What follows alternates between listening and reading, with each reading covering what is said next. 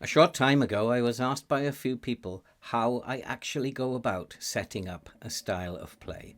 The style of play is the vision that you have in your head of how a team is going to play, how it's going to defend, how it's going to attack, and how it's going to score goals. And the tactic, therefore, is just how you set up the team to produce that style of play. And so today, in Understanding Football Manager, the A to Z, S is for style. And we're going to look at the different ways that you can set up a style of play and how you would then adapt a tactic to produce the results that you want. Let's go and kick some balls. Hello and welcome back to FM with Old Man Phil. And if you are a brand new visitor, I'm Phil and welcome to the channel. And today, in Understanding Football Manager, the A to Z, S is for style. And we're going to answer the question that I've been asked on many occasions, is how do I set up a style of play? And if you have a look at the current Norwich save, they have three different ways, three different styles in which they can play. And the first style is the 4-1-2-2-1, which is a very, very successful tactic. And if you haven't seen that yet, I'll leave a link to that in the description below. It's possibly the only tactic you will ever need. And then we have the Brazilian style 4-2-4. And then finally, the team are also being trained to play in the shapeshifter. And we are going to focus on how we set up the shapeshifter today in a lot more detail. However, this is not a finished tactic. It is something that we are working on together in the live stream, and it's not the finished product at the moment. And if you'd like to see how we are developing this, then please come and join us in the live stream. We live stream on YouTube on Tuesday and Thursday evenings at 8 o'clock. And we'd be happy to see you there and to get your input in how we can make this tactic even better than it's performing at the moment. But before we go into how we set up these three different styles of play, if you are brand new to the channel, you like FM content, why not subscribe, like, watch, comment, help the channel to grow and help us to support the very worthwhile cause that you can see scrolling up above. This channel has been set up to support the British Heart Foundation. Okay, so how did we come to make these very different styles of play? Well, let's start with the 1970s Brazilian World Cup team.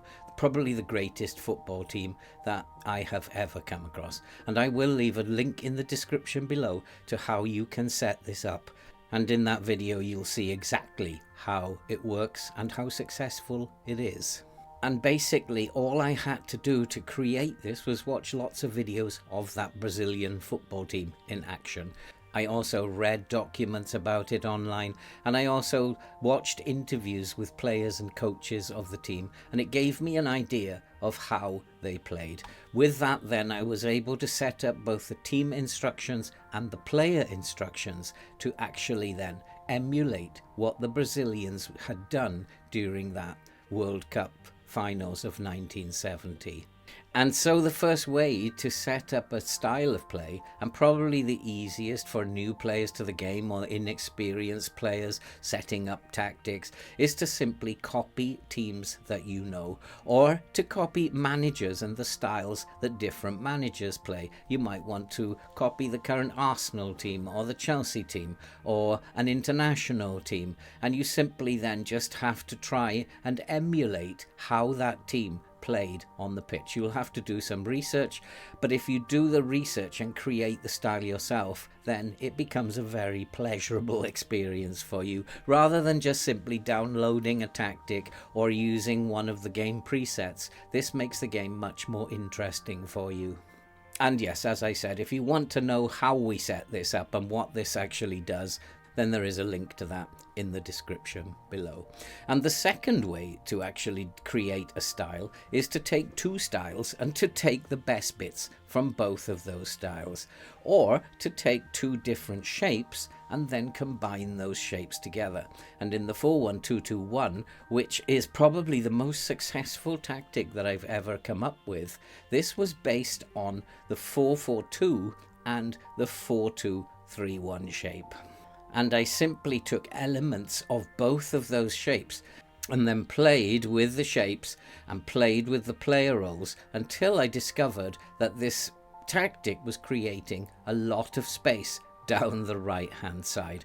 And as opposition defenses drift across the field to cover the space that was occurring out on the right hand side, where we usually had overloads of 3-2 or 2-1, then two things will happen with this. The DLP or the centre mid will find players in that space, or players will then reverse pass into the space that the defenders are vacating as they drift across, which creates an overload on the left hand side. This is probably the best tactic that I've ever come up with.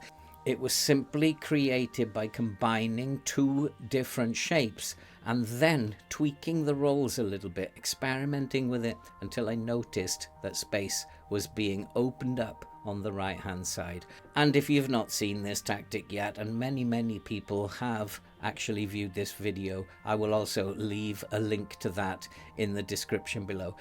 This was a very successful tactic, and it was created in a very different way, and it's produced results I couldn't have imagined that it would produce. There isn't a save that goes by in FM23 where I don't use this tactic at some point.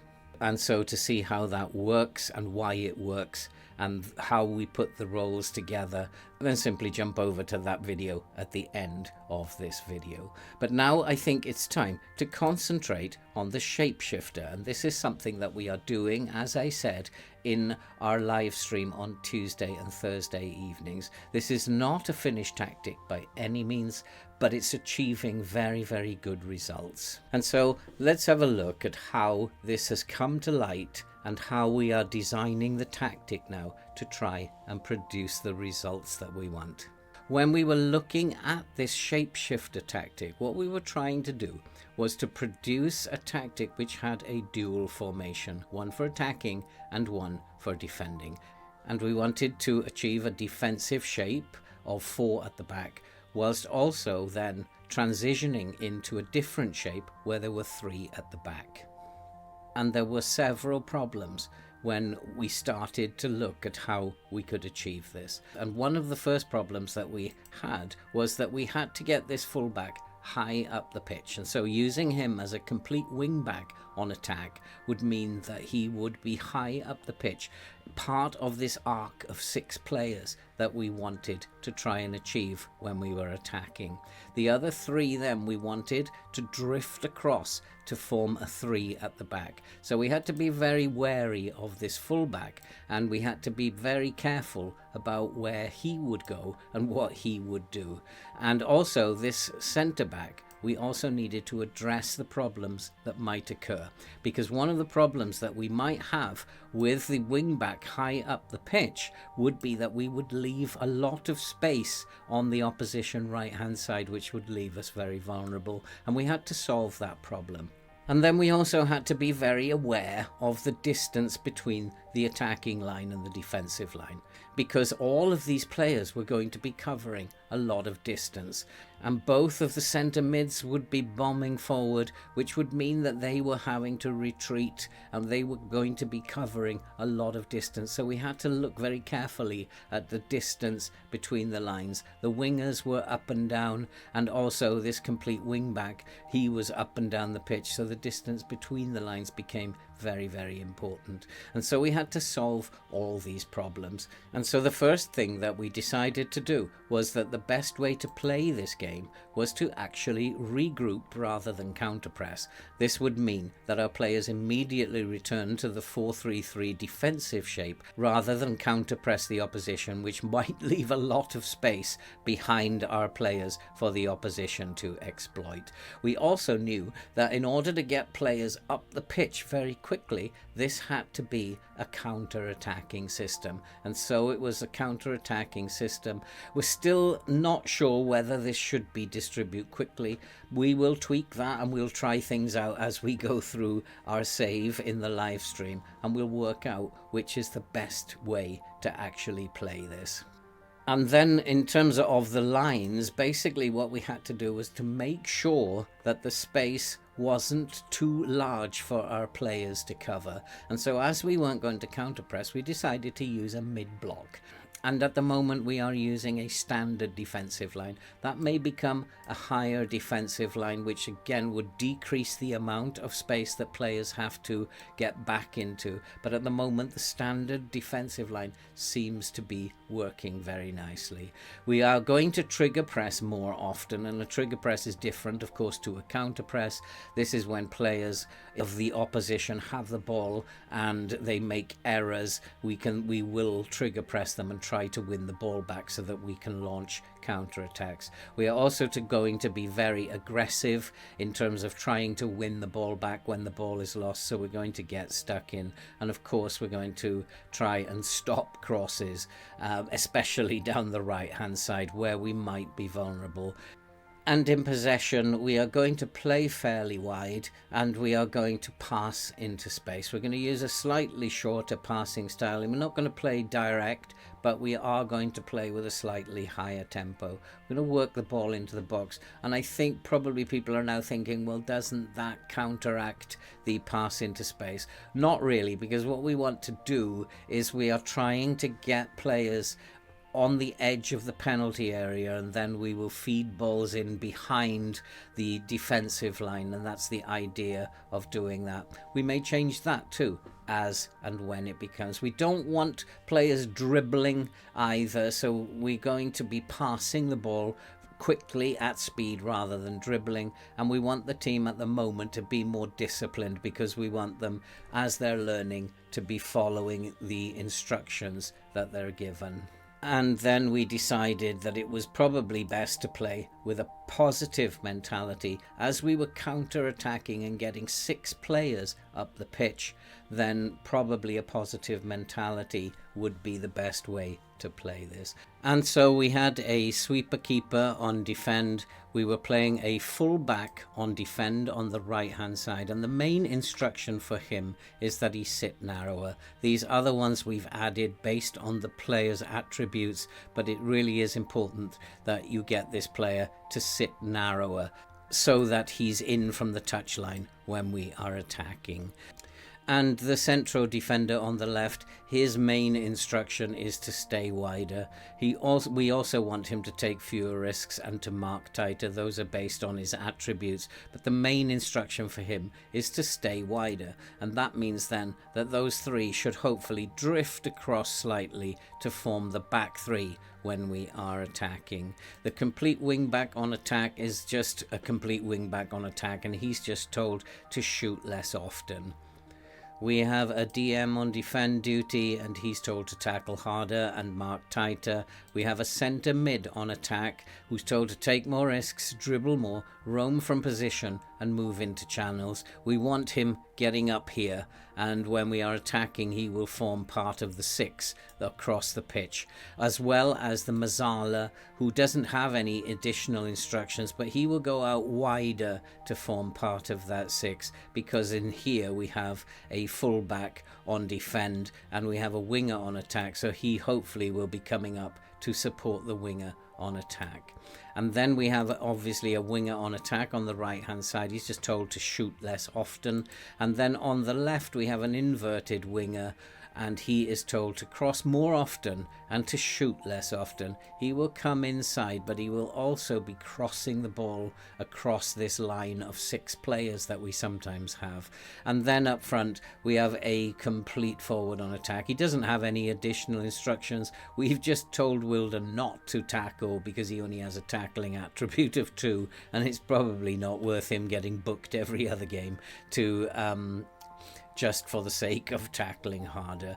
We made him a complete forward because we just really wanted him to do his own thing and to lead the line in a way that he wanted to lead the line. He would just be there pretty much ignoring all the team instructions, looking to score goals as well as provide opportunities for others.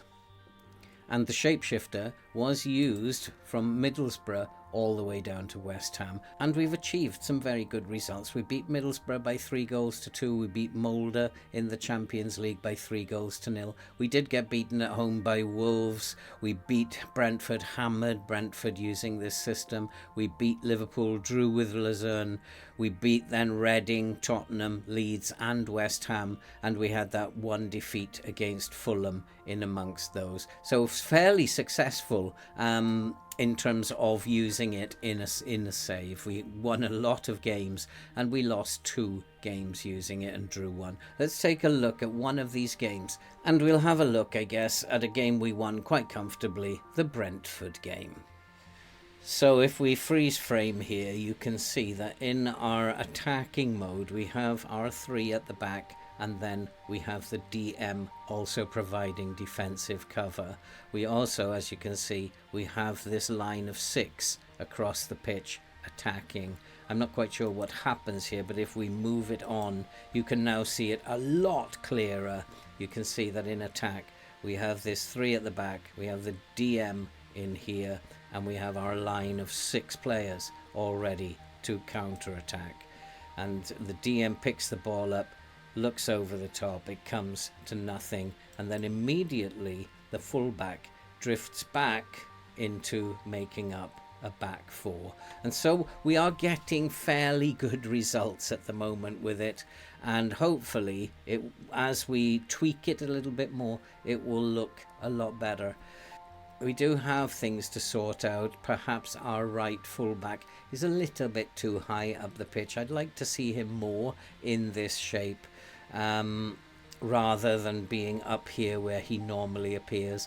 But so far so good. It is still looking good, and we might have to work on his individual traits and tell him not to go forward but to stay back. And you can see how this tactic will continue to develop and how we are trying to put this together. Just come and join us in the live stream on Tuesday and Thursday evening at 8 p.m. on YouTube and be part of developing this tactic. There's a long way to go, a lot of tweaks to be made yet, but we are achieving results. We are starting to see the team put together the style of play that we wanted to achieve, and to do that we used the team instructions and the player roles in order to get the players defensively positioned correctly and offensively positioned correctly. And so there you are, 3 ideas of how to set up a vision, a style of play. And then once you have that vision, that style of play, you can use the team instructions and the player instructions to get them to act it out on the pitch itself.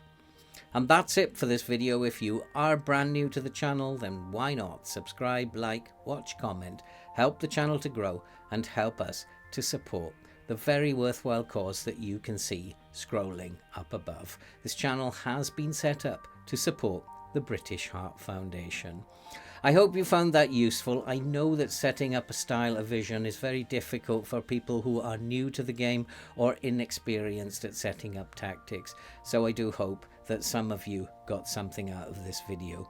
And all that remains to be said now is stay safe, take care, and we will see you in the next one.